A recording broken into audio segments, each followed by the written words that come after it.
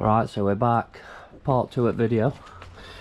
We're going to drop the shipping oil, put fresh oil in, get this loom wired up, new clutch cable, a few other little bits and bobs.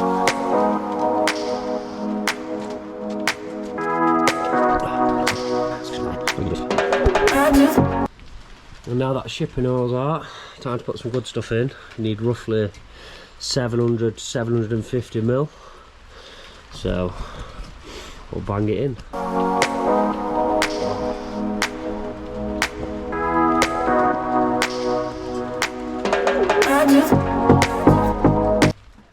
And that's all oil in.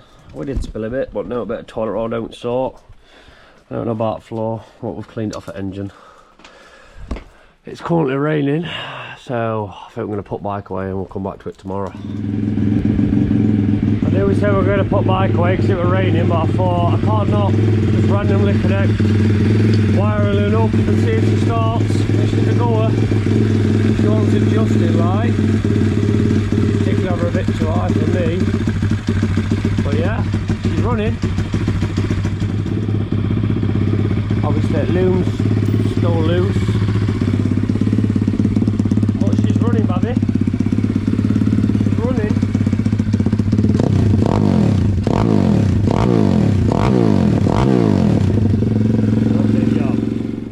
I knew I said tomorrow, but I can't wait, and rain stopped to be fair. So next steps, snipping one of these heads off to then wire directly to these using a connector I've got with soldering them. You basically warm them up and then they solder together, so it's all lovely and nice. So we'll do that next.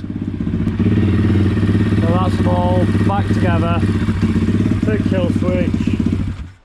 Lovely jubbly. Time to tape it all up so it's nice and waterproof. Job done. On to the next thing. Sorting all this lube mark, getting it under the tank, getting it all nice and tidy.